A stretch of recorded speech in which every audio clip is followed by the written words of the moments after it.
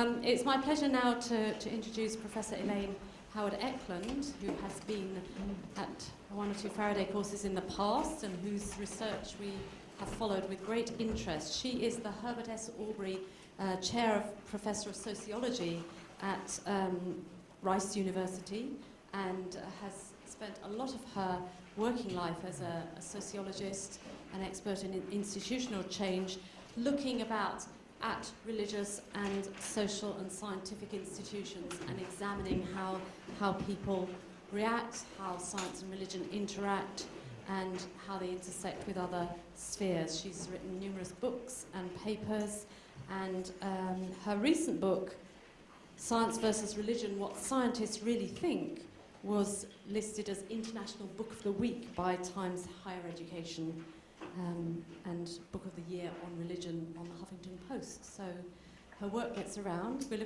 very grateful that you've come over from Geneva, but from the States to speak to us. So we'll hand over to you. Thank you so much. See, am I on now? It's okay. Well, my Tour de France story, we didn't get quite to the round church, but an elderly gentleman fainted on me and I caught him. So I feel like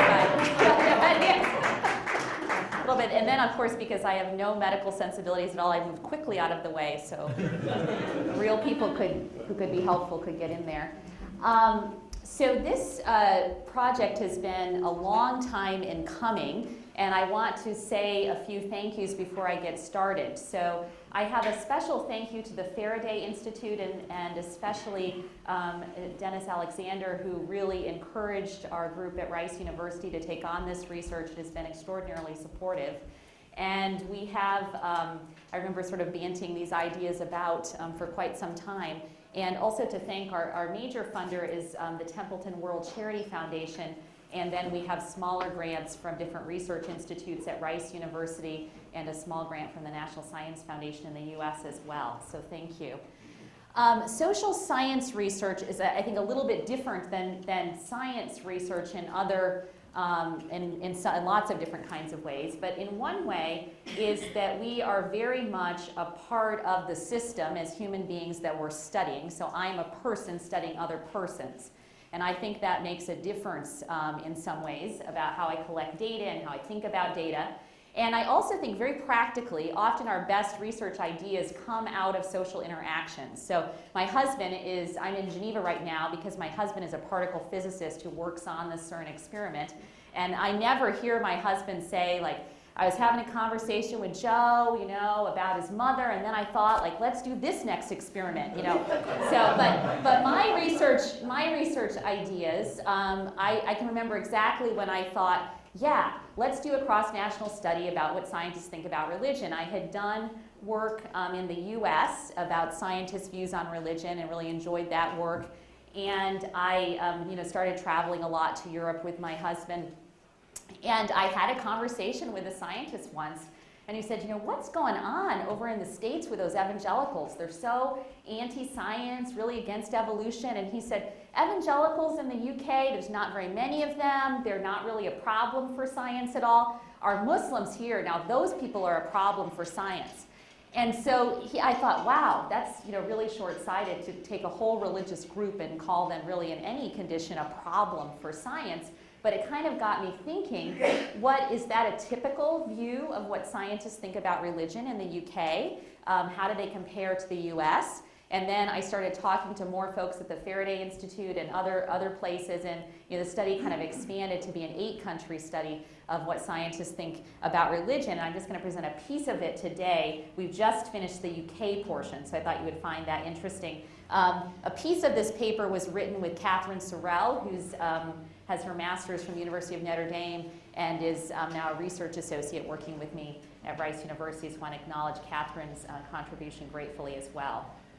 So we know, I'll go through some of the background quickly, there has been controversy in the public eye about science and religion, and particularly among some groups of scientists who are very worried that religious people pose a challenge of some sort to scientific research. So controversy in the US certainly over evolution, but also over stem cell research and so forth. You say evolution here, don't you? So you just stop me if you can't understand my accent. In the EU, certainly worry about traditional religious minority challenges to science and scientific learning. That's becoming a bigger deal here.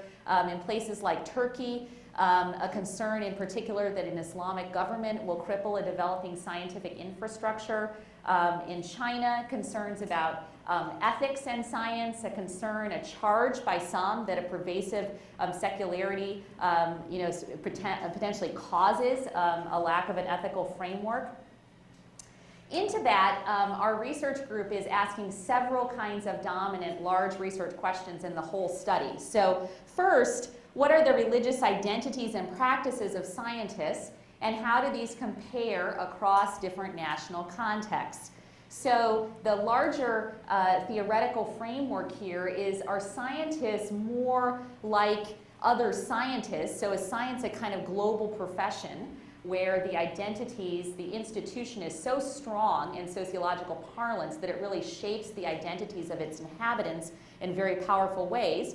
Or do scientists take after, so to speak, those in their local national context? And I'm sure, and we're finding that it's much more nuanced than that, of course, but those are the kind of things that we're interested in. Secondly, how do the religious identities and practices of scientists compare to those of the general public in their countries? And I'll tell you a little bit later how we study that. Third, to what extent do the religious identities of scientists connect to their scientific work? And we could think of that both in the sort of negative sense, in that if they have no religion, do they use that to frame their work? Do they respond to religion, think of religion as a threat to science? Are they concerned about religious groups? Do they use religion in what we might think of as sort of affirmative or positive ways? Does it affect an ethic of care for students? There are all kinds of spin-offs of that kind of question, and we have lots of papers in progress right now on that topic.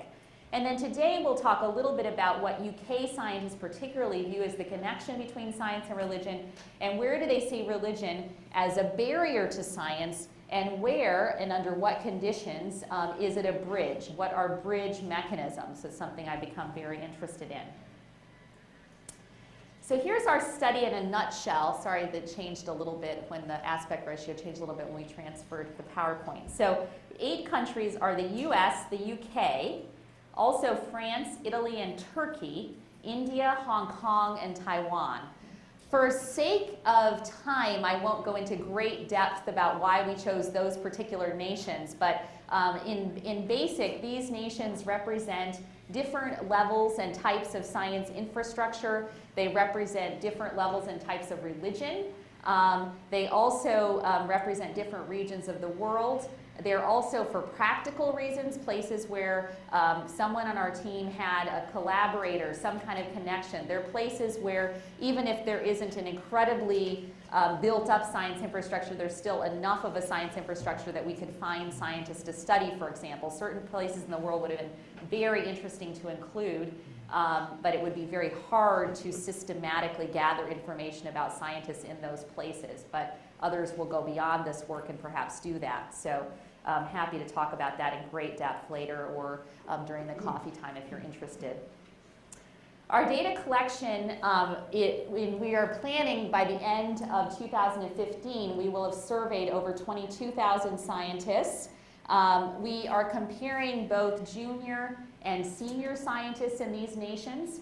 And that means the rank classifications are different across the nations, which has been, there's a lot of creativity involved in this work. It's been a challenge to have parity in ranks across nations in this study. But we have some approximation of junior scientists and some approximation of senior scientists. We are studying the 2 disciplines of biology and physics, which over time have faced different kinds of interface with religion. Again, it would be interesting for someone else to look at other scientific disciplines, other kinds of ways of looking at that divide. We also are looking at both elite and non-elite research universities and institutes, which hasn't been done in a systematic way to my knowledge before. And that's posed its own kind of interesting creative work, but has also been very difficult to find information in particular about some of the less elite places in these countries. We're following up our survey with in-depth interviews with biologists and physicists from different religious categories. So we know from what they fill out in the survey whether they think of themselves as very religious, a little bit religious, or not at all religious. And then we're selecting a sample of those who filled out the survey and asking them to take part in an in-depth conversation. We're trying to do 50% of those conversations in person. I'm a firm believer as a social scientist that the in-person conversations are better than ones over the phone or Skype, although for practical reasons we cannot interview all of these folks in person because their universities and research institutes are spread out so, across these different national contexts. It's just not practically feasible to get to all of them in person, but we're doing well with those interviews.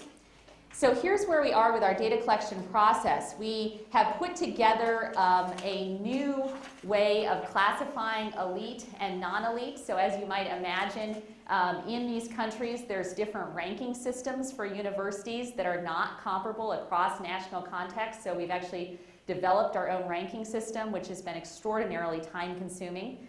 And we have a sampling frame of 58,199 scientists in the end. So these are all the people who could be eligible to participate in our survey.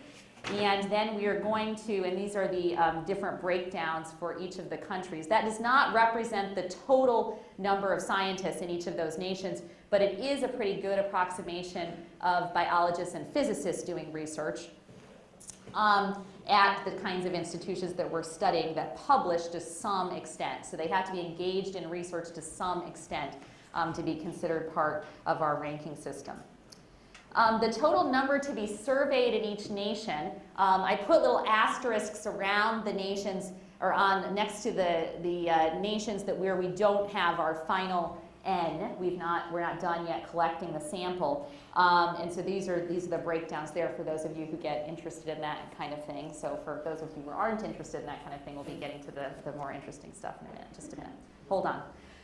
So in the UK, our total sample of scientists surveyed in the UK was 3,476. This represents, in terms of organizations, universities and research institutes, 49 universities and research institutes, and 74 biology and physics departments. And we have done the UK survey, 1,581 completed, and that's about 50% after we do some weighting, weight back to the original sampling frame size. And then in India, we've finished the survey there and are still cleaning and analyzing the data, and we've surveyed successfully 1,793 scientists there, and we've also sent a research team to India to collect interviews, and have collected interview data with, I think, around 65 Indian scientists at this point. So here's some background, some framing of how scholars see these topics and sort of how our research is coming to and approaching this topic. And then I'll go through some of the findings from the UK survey, both from the quantitative and qualitative data.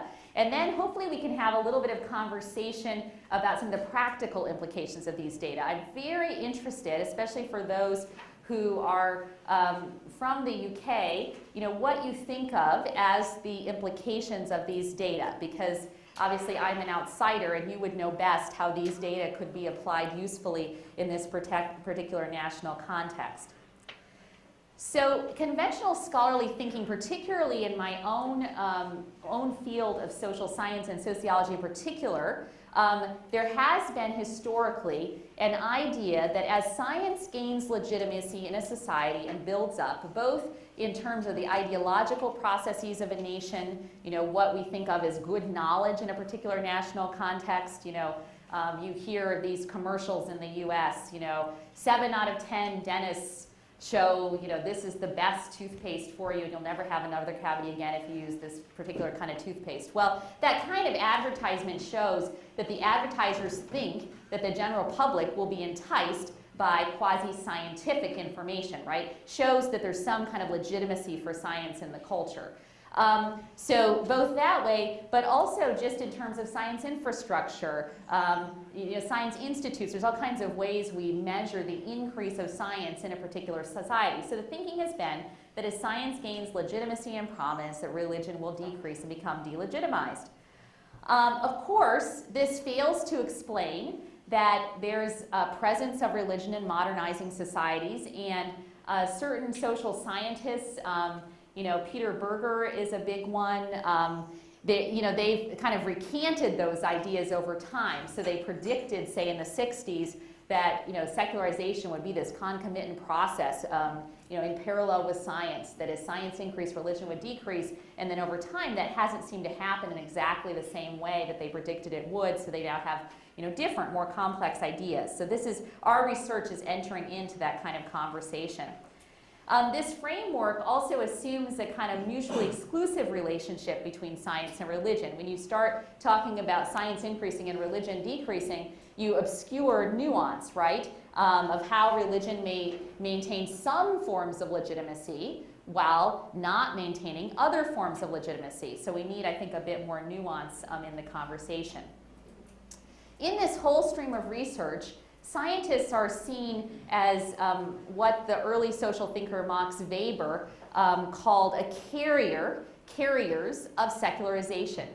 And so Weber's idea of carrier was that there are certain professional groups of people who are sort of symbolic of a whole idea and way of being. You might think about, in gendered terms, being a nurse is so synonymous with being a woman that when there is a man who is a nurse, until recently, there's actually an increase in men in nursing over time, that until recently, one would have to signify that this is a male nurse, right? Because there's such a gendered association with the profession.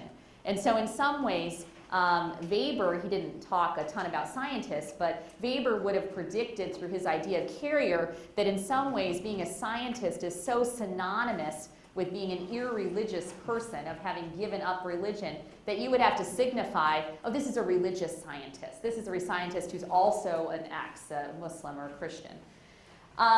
So sociologists, have divided, and my discipline is really, a part of this whole conversation, in some ways built up as an antidote to religious thinking.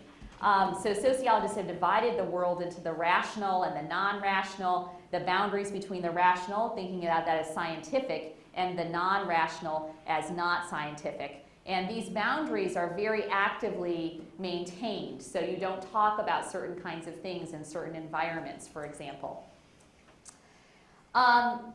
So historically, I'll just go through this briefly because you don't want a huge background, but historically it has been the case that the lowest levels of religiosity have been measured in the scientific population, at least in the US, and there have been fewer studies, but some studies in the UK as well. And I talked to you a little about Weber's concept of carrier. The UK is a really interesting context to study scientists' attitudes towards religion. We know that there have been great sociologists of religion who talked about the UK, that in some ways religion is receded in importance and influence over time, although certainly there's a degree of personal devotion. But at the same time, there's a real importance of religious institution in the UK, which is unusual perhaps for a society that some scholars would think of as primarily secular. It sort of depends how you think about secular. The UK kind of unpacks some of those notions of what secularity is, because of course the institution of the Church of England, that is very important to the society and part of a symbol of the society and how certain kinds of things are done in society. So even what very secular people would think of themselves as part of the church. And there's this whole idea, the sociologist Grace Davies, who's recently retired, calls the belonging without believing. And in the U.S., there's perhaps the opposite, a kind of believing without belonging. We're not joiners as much. So there's that kind of nuance. There's also this idea that in the UK, and there's the couple of studies that have been done, primarily of the Fellows of the Royal Society, that religion is beyond being private to the most elite UK scientists. Religion is perhaps even totally irrelevant for many. And there's a recent study that argued that yet again. Recently, religion has again emerged, and my colleague earlier talked a little bit about this. Religion has emerged again as an important part of the public conversation and with Richard Dawkins and his colleagues in the New Atheist movement. And Dawkins, I have a funny little story. When I first started doing interviews in the UK, I remember, I can't remember where I was. I was either at Oxford or Cambridge, and I was interviewing a scientist there. And he says to me, "Now, have you talked to Richard about this?" And I just thought, Richard? I said, "I'm so sorry.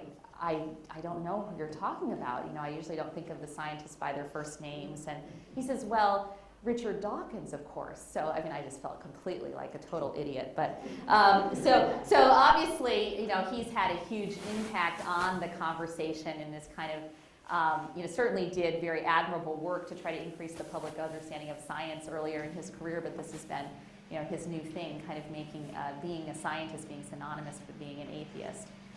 So, but it has brought it into the public conversation.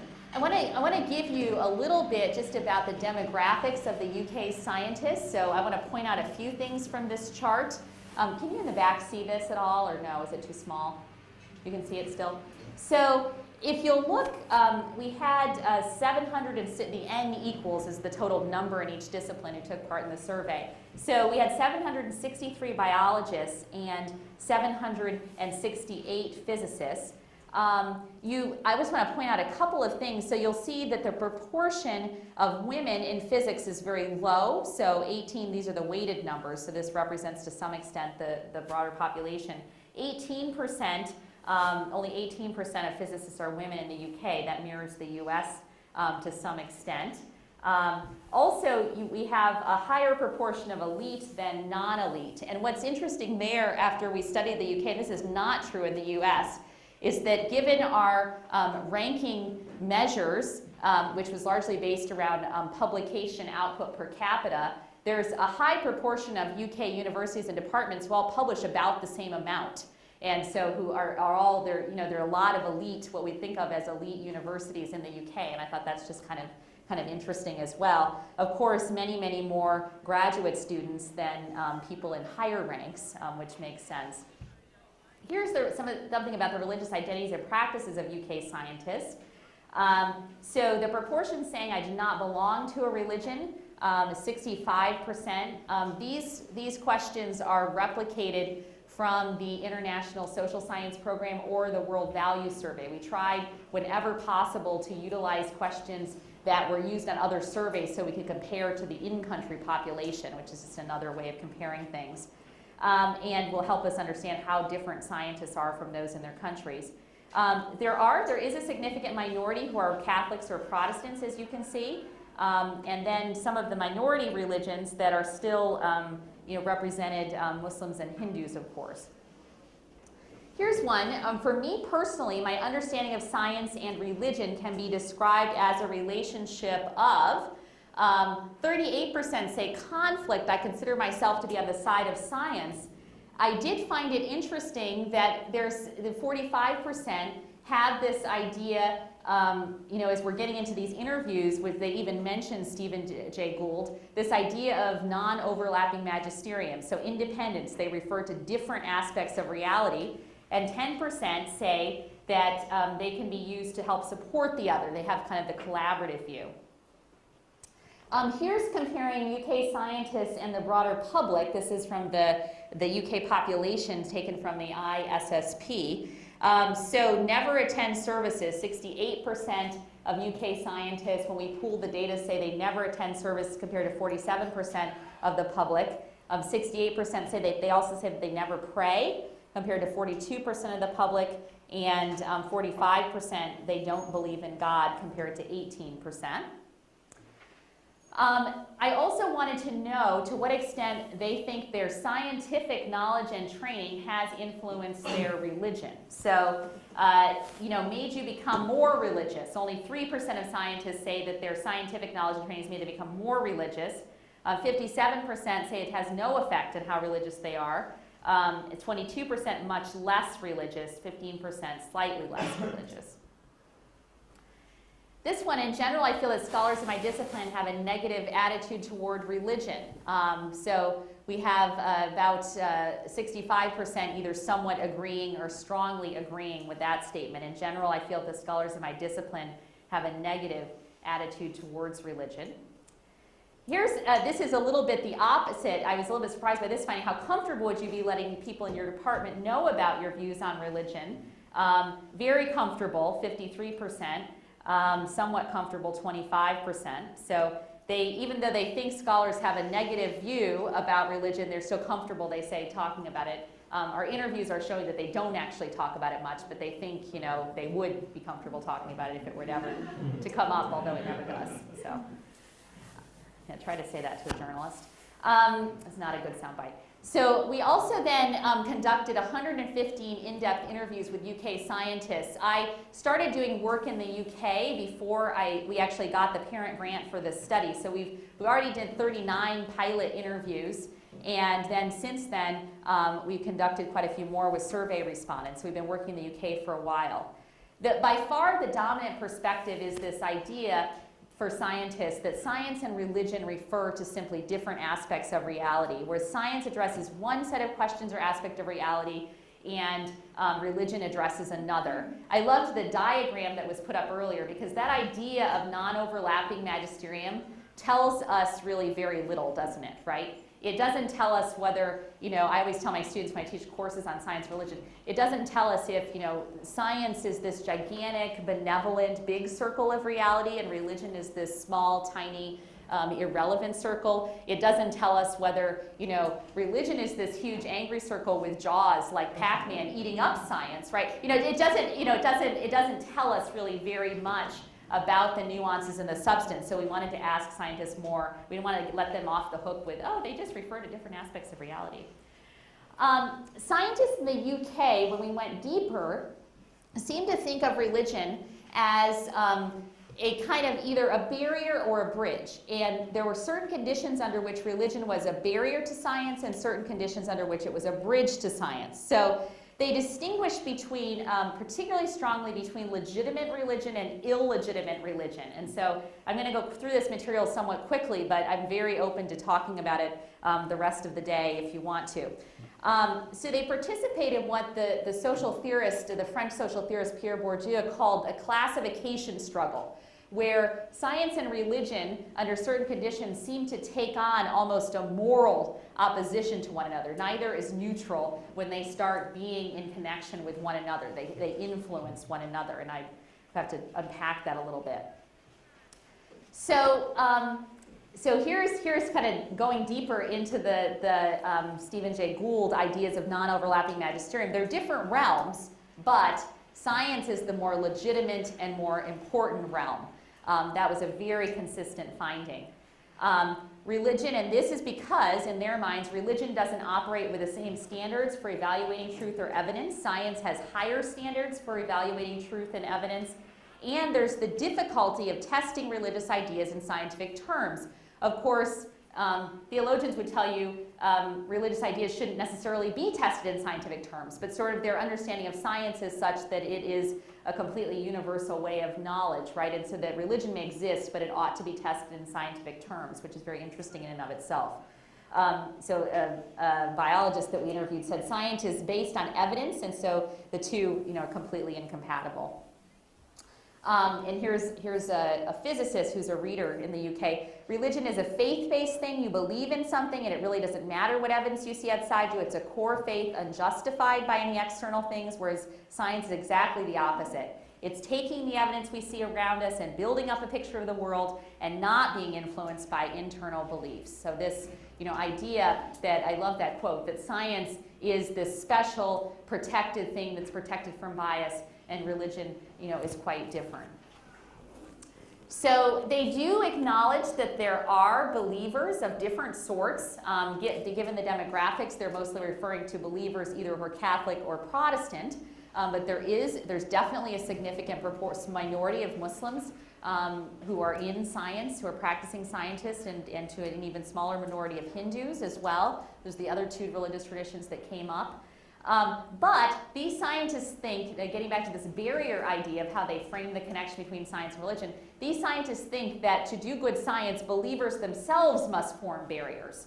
So here's a biologist says, when we ask him if he knows of those who are religious, that I know there's lots of scientists that are quite comfortable with that being religion, or they silo it so that, they separate it into two different aspects and, don't really mix the two together. So he thinks of that as a very good thing, to have these silos of religion and science, and it's fine to be a religious scientist as long as you are keeping them completely separate. And a Catholic even, points out that he makes a point to silo them, essentially. He says that religion does not influence the execution of his science, nor does he influence the questions he addresses in his work, and he talks about other ways that it doesn't have any influence. There's also another type of barrier in these scientists' minds, which is that science must be protected, right? That this would be the idea of, the Pac-Man, that religion is in this different realm, but that the religion circle has jaws on the edges of it that, are in danger of start chomping down on science, which must be protected from religion. And so, in particular, these scientists want to protect science from illegitimate religion. And here's what they thought of as illegitimate religion. They contrast it to scientific findings that are factual. They have concern over the rationality of certain religious viewpoints, and especially religious beliefs that are irrational, arbitrary. These are words that came up when we analyzed the interviews. Irrational, arbitrary, and incompatible with science. Rational belief is very, very important, a very high value for these scientists. And when religious belief conflicts with the rationality of science, it uses its legitimacy. They also want to protect science from religion that appears to be encroaching on science. They talk with great fear about procreationists in the US. This was something that came up a lot in these interviews, interestingly, given that it doesn't appear to be as big a deal in the UK, from what we can tell. There's also objection to any religious belief, such as miracles, for example, that in their sensibility seems to want to explain the physical world in any way, or to be invested in what happens in the physical world, that therefore contradicts with scientific explanations. A postdoctoral fellow who's a biologist says, I thought there were people using religion to justify basically untenable viewpoints. And here's a research fellow who says, my basic view is that scientific methodology and philosophy requires that the laws of physics and chemistry are constant, which means you can't have miracles, you can't have God interfere, you can't explain anything in terms of God. So if God can make people walk on water, then what's Price's theory of fluid? To have a theory of fluids, it has to be that fluids always have the properties that fluids have, not that sometimes they'll support human weight. Okay, so a lot here. Also, I found very interesting that with this protecting science from religion, they also want to eschew more radical forms of irreligion. So they have the affirmation of personal choice and very little support for the new atheist movement, especially Richard Dawkins and his tactics. And our research team is working on an article right now about how UK scientists respond to Richard Dawkins' work, which would be kind of interesting. They perceive these efforts as being extremist, a kind of evangelism that's also not appropriate in the scientific context, and especially as having a very poor impact on public science. So here's this, a lecturer says, there's this strange, locked-in missionary zeal that leads people to deny the sort of diversity of the ways that people think. I mean, it's just as disturbing as Richard Dawkins saying, well, look, these people are irrational, and you shouldn't let irrational people make the rules, and you shouldn't let irrational people have control over the world's resources. We're all going to die if they do that. So it's not that they didn't agree with Dawkins. Many of them would, and I think respect him very much, but they just kind of, and I hate to make him a kind of straw man, so to speak, but this is true to the data that he was just mentioned over and over again. And they very much agreed with his views and were more likely to agree with his views than, say, my earlier study on US scientists, but they really didn't like this kind of radical sensibility. And it seemed offensive to their idea of what it means to be, a good UK citizen in some ways too. I mean, it's part of a sensibility of how you conduct yourself as well, which came up. Like this guy who says, I kind of agree with Richard Dawkins really that religion is a bit of a silly thing, and it's time to just say that this silly belief system we should be getting rid of. I kind of can see that, but he went on to say, but also I can see that it makes sense and it makes people happy, and he sort of talked about all the potential positive benefit for religion kind of the idea that the new atheists shouldn't sort of throw the baby out with the bathwater, that religion can have all these positive things even if scientists themselves don't necessarily agree with it. Also, we want to think about what are the mechanisms that form a barrier to having conversation about religion and science, and in particular, this idea that religion is highly privatized, a highly privatized matter. So UK scientists claim that religion, and they said alongside things like politics and other things, are just impolite. You just don't talk about those topics. And that they're considered a private matter in the whole in the UK, not just in science. And I think this goes to show the value of doing cross-national research. And there's lots and lots of value of doing cross-national research, even though it's by far the most difficult kind of research I've ever done. And it's, these particular cultural intricacies and differences have an impact on how we frame the religion and science discussion. And for these scientists, there's the religion being such a private matter really protected them from having to think about it or talk about it in the context of their work. And I think that's worth noting for those who want to do outreach in this area. They talked about not wanting to talk about money either, and other kinds of things. So here's a researcher who's a physicist who says that if discussion gets into religion, they talk about UK people, British people, they are quite careful of not being too invasive, and certainly the British in particular, they wouldn't go into it, that conflict of religion. I love that they wouldn't go into it. The scientific structure itself, they said, also forms a natural barrier, and I'm interested to see if this is a consistent finding across national contexts. My sense is that it might be.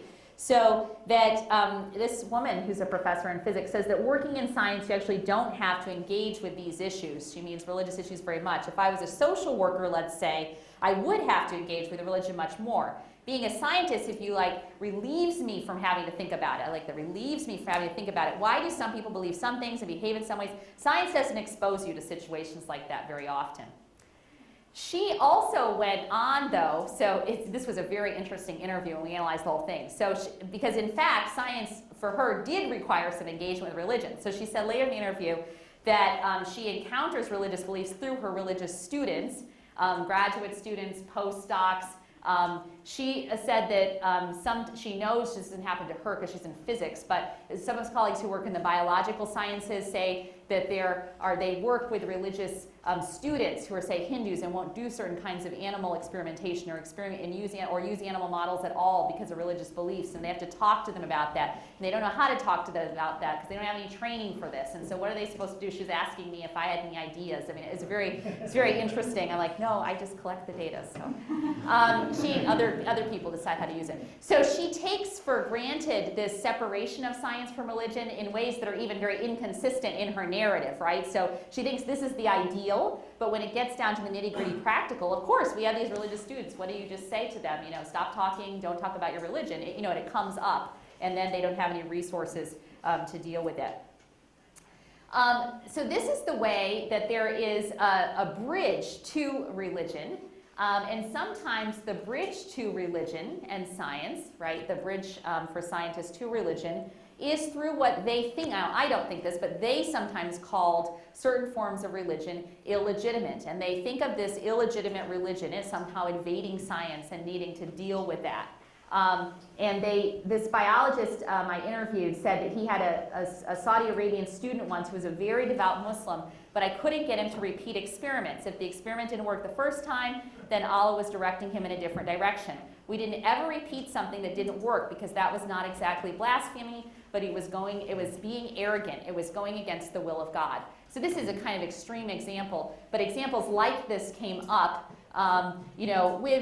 both in Christian contexts, for devout Christians, for Muslims and for Hindus, they came up in different ways. But, for Christians, ideas of having students who refused to work on Sunday. And there was something that needed to be checked in the lab on Sunday, and the postdoctoral fellow or the graduate student wouldn't go in because they had a very firm conviction that they shouldn't work on Sunday because of the Sabbath.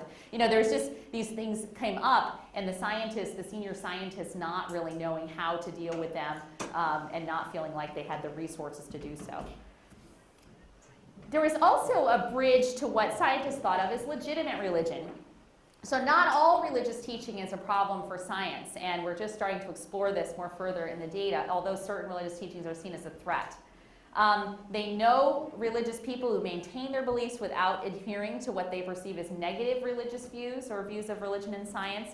They think that creationism is more of an issue in the US and are thankful that it's not much of an issue in the UK in their sense of things. They also, we did some analyses in this data where we tried to figure out the context under which scientists in the UK thought of religion as good, described religion in very positive terms, and the context under which they described it very negatively. So I've talked to you some about the negative, so I want to talk to you some about the positive. They thought of religious expression and practice and belief as valid when it's flexible rather than restrictive, when it's adaptive to science rather than dogmatic, and when it's moderate, these are the words that came through the interviews, when it's moderate rather than fundamentalist. So let's talk about religion that's adaptable and that being more legitimate. So here's a physicist who says he comes from a religious background, he's a warden in the Anglican parish, and he doesn't, although he doesn't believe in the divinity of Christ, but says that religion is very important to his life. I like this quote. He says, I still get to church, but I find it hard when, say, priests or other people say, thank God for the creation or the beauty of nature and things like that. So those people don't understand what nature is or how it can be understood in physical laws. Science doesn't need religion. Science has shown that so much of what religion says is not just needed, not correct, and false. So either religion will fall by the wayside completely, or as more people understand it, or it needs to adapt. I wouldn't want to reject religion completely, but I'm not going to stick with bits that I think won't be worth keeping. So he also goes on to say in his interview that he still goes to, I mean, it's so interesting because he's very, very involved in his parish. And he talks about the value and the beauty that he gets through that, even though he has this kind of negative view on the other side. And here's one where there's sort of the possibility for Christians seeing religion and science as compatible. So he wants to make a distinction between different camps. He says not all Christians are creationists. They're rather a minority in this country. But where religion does make scientific claims, and the claims of creationists is a fundamentally scientific claim, there's a conflict between the two, and we can bring evidence to bear on our side of the debate, and there's no evidence to bear on the other side of the debate.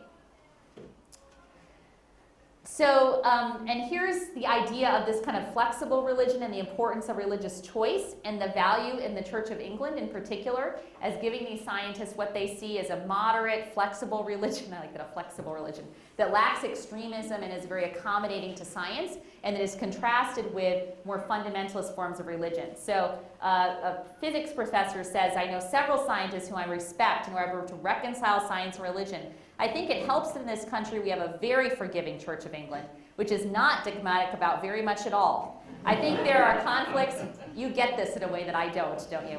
I think there are conflicts with fundamentalist Christians, but that's a nuttier branch of religion, I would say, regretted by many of the people I know to be religious. It's a very fun person to interview. So also other religions that were pointed out as being very positive, Quakerism and Buddhism, are flexible forms of religion. Catholicism, very socially conservative, yet adaptable to science, so pointing out what they perceived as some of the pro-science encyclicals, for example.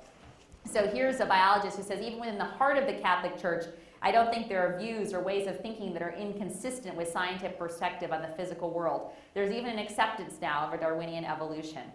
So all agreed that religion is separate from science, but saw it in very different ways. And so let me summarize some things, and then I want to give you a few minutes for question and answer.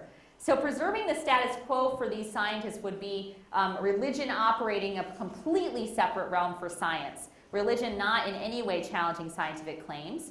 But they do argue, and in some ways I'm eager to see what a more updated version of my US study will show, but these UK scientists think that religion benefits society in a variety of ways that science cannot. So they see a very positive role for the institution of religion. And I think that's quite fascinating, and we're eager to delve into that more.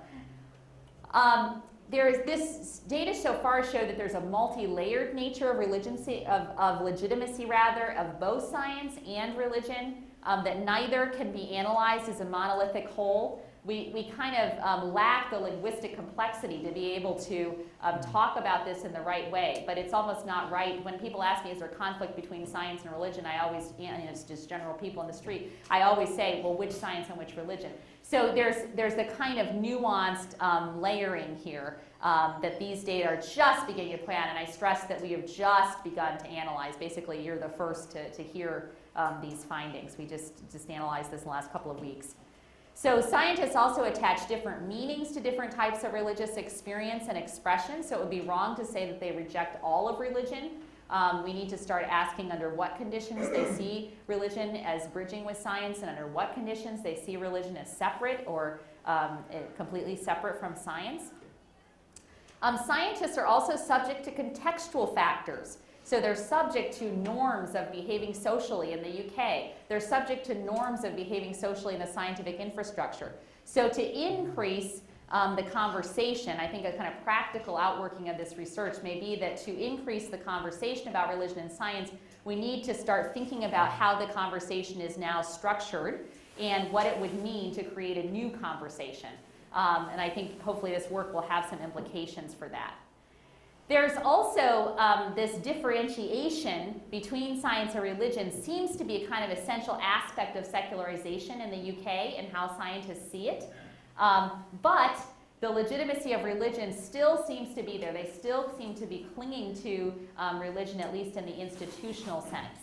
So they both, and it's interesting, even in the same interview, you can listen to a scientist and hear them both reacting against religion, seeing religion very negatively, but also in that same interview validating other parts of religion. So we need to sort that out more.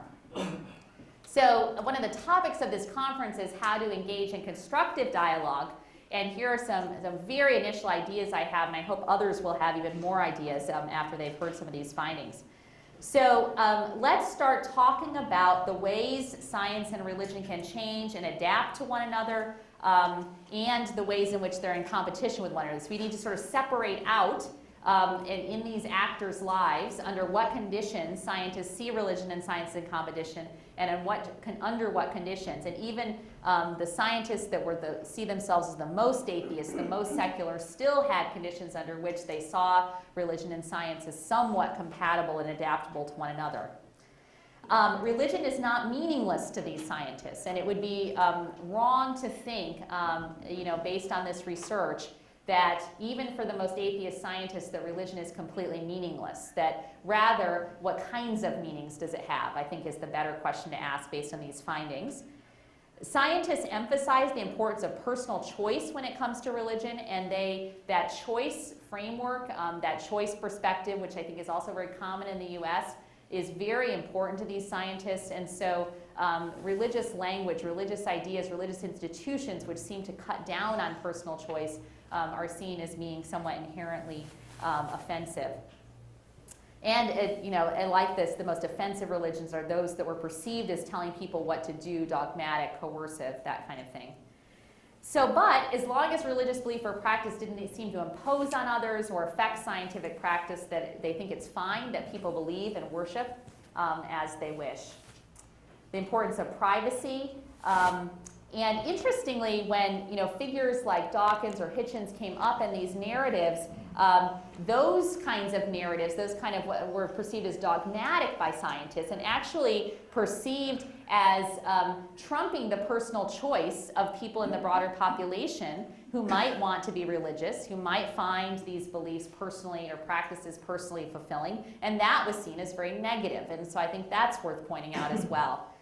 In terms of our research, our next step, we're really just in the midst of a heavy data collection phase right now. So we are fielding a survey. We finished up the data collection in India. We're analyzing that data. We're fielding right now a survey in Italy. And we have Taiwan and Hong Kong next by the end of August. And then we're going to run surveys in US, France, and Turkey through the end of 2014 and beginning of 2015. And currently doing interviews in those nations. I did want to invite you, for those of you who are in the area, that on September 24th we're going to have a conference in London called Policies and Perspectives, Implications from the Religion Among Scientists in International Context Study. And there's my contact information plus the contact information of the associate director of the program I directed at my university, at Rice University. And please reach out to us if you're in the area and have any interest in coming to that. I would love to have you. So happy to have questions at this point.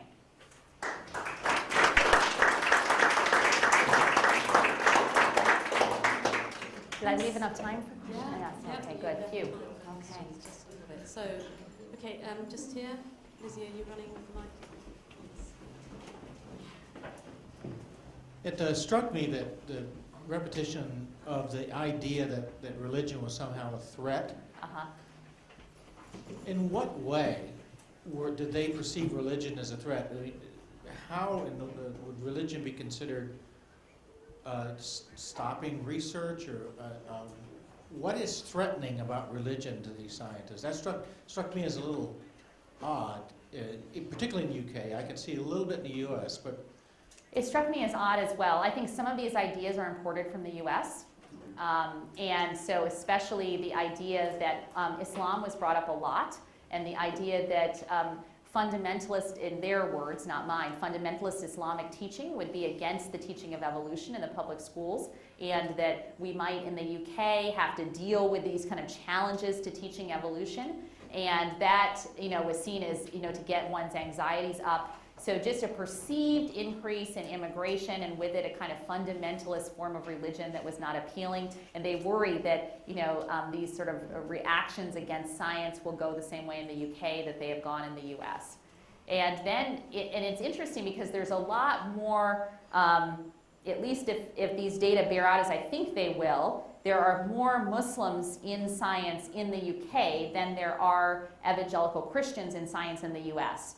And so they also are more likely to rub shoulders a little bit with Islam in a way that makes them feel like, and I think some of it is just a misunderstanding of Islam and the kind of Islam that scientists would be likely to practice. And so I think there's some serious misinformation there, which may be a good public outreach effort to try to clear that up, as we continue these conversations. That may be one possible outworking.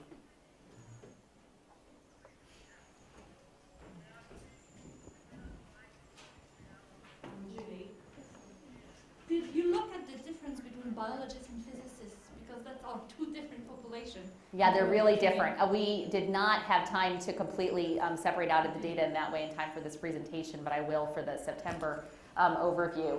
So there are not huge religious differences so far between the two populations, which was interesting to us. In previous US work I've done, gender had no impact on religiosity in the science community, which means that there may be, and this is highly unusual because almost everywhere in the world women, it's weird that they aren't in the scientific population, but there is some self-selection there going on probably. In the UK, women are less interesting, and that's particularly true for biology. And so that these are some of the initial things that we have, but we have.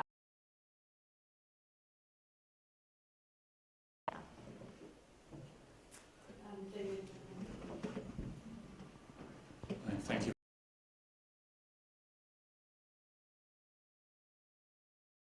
And you've already answered it. The second is there enough texture in the data to talk about age or generation? Younger scientists, I think I'm losing my thing here. The younger scientists are slightly, we will write a paper on the demographics of scientists, the religious demographics of scientists in the UK. We're working on that right now, and I hope to have. We did find some pretty distinct cohort differences between younger and older scientists. And now we're working on the disciplinary cohort differences, which is another layer of that. But however you see that, is the cup half empty or half full, right? Depends on your perspective, but it does seem that younger scientists are a little bit more religious. Now, there's a heavy attrition rate, so meaning that many of the graduate students who we surveyed will not continue on in science just because of the lack of jobs, and so we don't know if those same people will matriculate, if this will be the case over time. Yeah. Here at the front.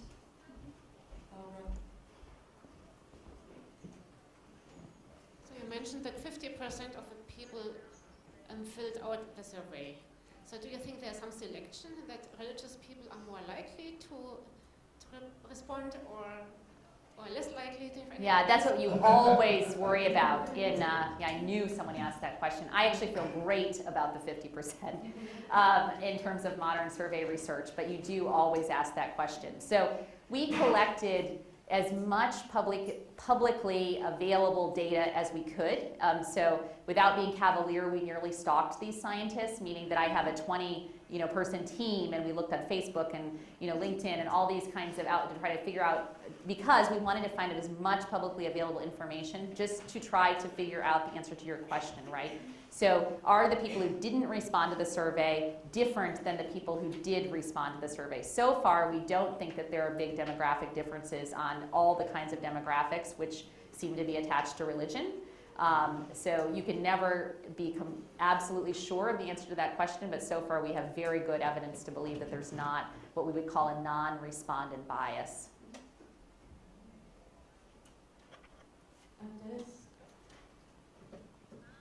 Yes, you may have said this, I missed it, but did you see any interesting differences between the elite and non-elite cohorts?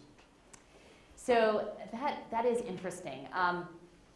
So it does seem that the non-elites are slightly more religious, and I need to sort of figure out what's behind that, to figure out if there's pronounced demographic differences that could be driving that in other ways, and to compare. What we haven't done is compare the elite and non-elite interviews to see if they talk about their departments differently, or maybe challenges in their particular universities differently. So, I think that's still an open question, but of course that's one of the core questions of the project, is to figure out the differences between elite and non-elite. I will say, just as a side methodological note for those of you who are interested in this kind of thing, in countries where there's a less established infrastructure for science, right? So India and Turkey are really interesting places to study, but they're also very, very difficult places to study. So the universities and research institutes in those nations that don't make it into the elite classification tend to be located in more rural areas, tend to do science in their native language and not in English, and they tend to have less resources. So they're just so different in kind in lots of different ways that you wonder what's going on religiously in those areas, and why religious people are more likely to be in those kinds of institutions, if that's borne out in the data more broadly. We haven't gotten to Turkey yet, so I don't know if that's the case, but. Thanks, Elaine. It's a fantastic data there. Can I pick up on one comparable set of data, or comparable set of two sets of data you mentioned earlier on? If I got this right, 57% of UK scientists said to you that their science had, or being a scientist, had no effect on their belief. But your statistics showed a very strong difference in religious belief between the scientific population, and you must have got data from elsewhere, from the UK population. Yes, so so we replicated questions that have been asked on general population surveys to compare to. They're the same question. Brilliant. So now correlation does not imply causation, of course. That's right, that's right. Other correlative causes. Absolutely. Unpack that for us, because that's the starkest contradiction I see. Yeah, no, it's so interesting. So tell me what in particular you're interested in, and what you think could be, just so I make sure I don't go down the wrong so trail. there are two hypotheses. Hypothesis A, that the scientists are deluding themselves. Are deluding themselves, and actually, although they believe that their being a scientist has no effect on their religious belief or practice, actually it has a huge effect. Hypothesis B, no, they're absolutely right, that there is no direct causation at all, but actually social demographic, because science also correlates with certain social demographic perspectives, or income range, or IQ, or or environment, or choice of TV channel, or readership, or global exposure to global ideas, ... All of those things indirectly do.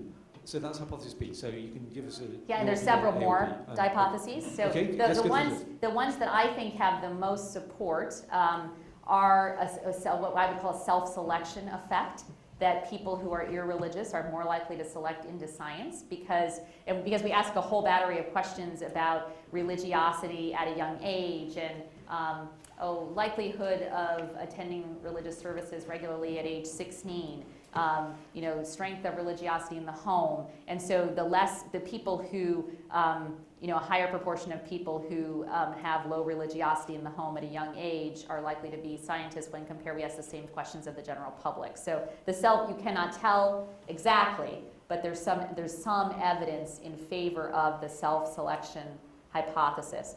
The I'm deluding myself hypothesis is almost impossible to test because I always, when I teach methods classes in social science, we would say we're not mind readers, right? So I don't know, right? That's the right answer to that question. This is not the right kind of data to get at that kind of assessment. But I do think there's some evidence in favor of the self-selection effect. And you might wonder...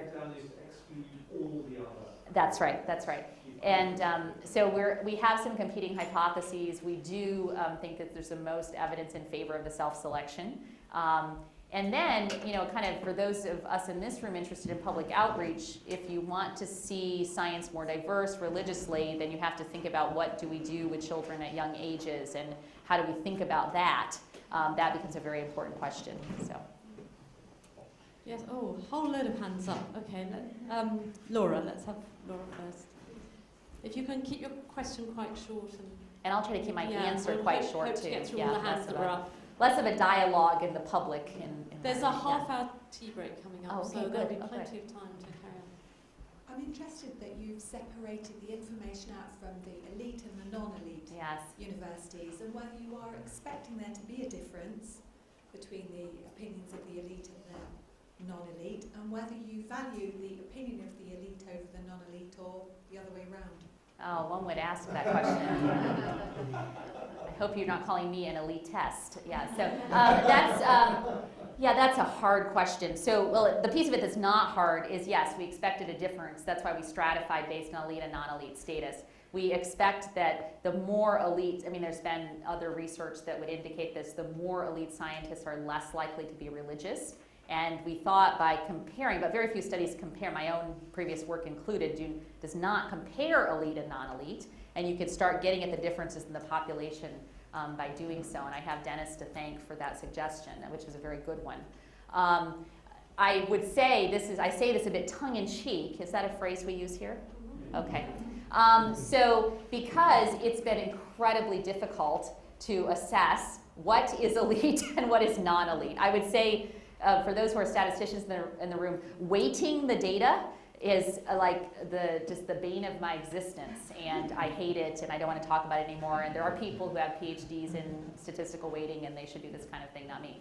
So there's that, and then what counts as elite? What is elite, and where's the cutoff? And that's been just an obsession of our research team. Lots of lengthy discussions, and so we did it 2 factors. Which is, this publication output measure, which is consistent across nations. We need something that could be consistent across nations, right? Because the rankings, we shouldn't use in-country ranking systems, which we explored for about 6 months and just couldn't find ones that are comparable. And then insider opinions. So we did informal interviews with scientists in those nations, and we showed them our ranking, and we said, do you agree that this group is elite and this group is not elite? Because the opinions of the people in the nation make a difference as well. I don't think that there's actually, I think we're just hopefully in the ideal world as social scientists just interested in what both groups think. And if there's commonalities and differences in what those are religiously, that's the interesting part of it. I wouldn't say that, I hope not at least, that we value one over the other.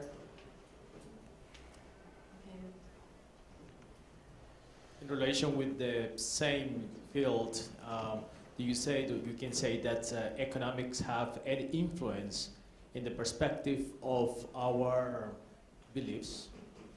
Yes. So this, so in one sense, we have this very quantitative work, which is, I'm backpedaling a little bit to give you some framework of how I think about that. We have this very quantitative work that scientists love survey work. There's all these numbers out there. They get really excited over this, the fact that I use numbers in my research, and I'm able to bridge with them over that. But I think the best data, to be honest, is probably the interview data, because the survey data, those are data that I have created the categories that they can choose, and I do the best I can, and our group consults all kinds of people and in-country experts, but at the end of the day, the researcher chooses those categories. There's a limited range of choices. And so in the I didn't even, we don't have all of these survey questions about the interstitial space among economy and religion and science. Those didn't make it onto the survey because those are not questions that people have really thought about in this research literature. In the interviews that we did, those issues came up all the time, right? So science is a different kind of profession economically among the countries that we studied. That has a difference on what kind of people go into science and whether this is seen as a high-end professional group or a group. In India, there seems to be, at least in the interview data, more prestige in medicine or engineering than in basic science. And so that has an impact on how the scientists think about their, it interestingly is having an impact on how they think about the connection between religion and science, at least as they frame it. So that's very perceptive of you to point out. And an article should be written about that. It's a fascinating factor.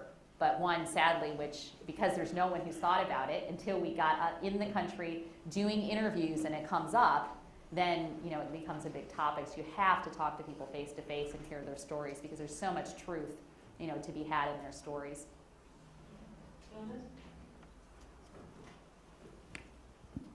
Your proposed interview sample, France and the UK, same figure, 2000, I think. France being an officially secularist state and society, the UK being not quite officially so.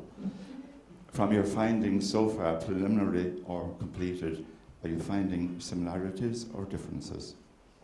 You will hate this answer. I haven't done France yet. We almost, this is terrible. I've spent, in terms of the place I've lived outside the US the most, I've lived the most in France, and I love France. We almost chucked France.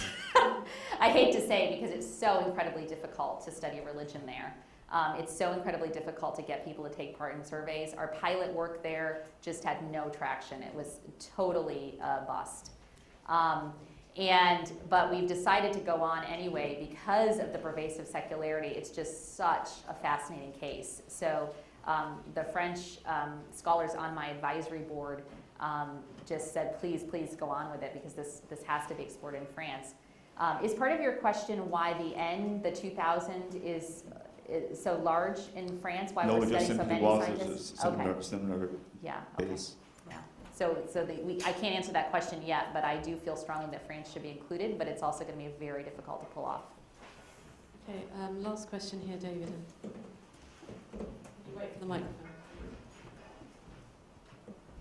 Forgive me if this isn't directly related to this talk, but I'm wondering if you're aware of any work in which scientists thinking about religion may be different when they're thinking about different domains of what they actually do in their work. And what I'm getting at is, when you're doing science, maybe in the lab and doing field work or, in the library, that may be one domain. Communicating to colleagues, you speaking the same language, maybe another domain. Communicating with the public, maybe another domain. And then your teaching and mentoring coming up would be yet another domain. And I would wonder if, for instance, there'd be differences in perceptions of the degree to which religion would interfere when you're communicating with the public as opposed to those in your guild.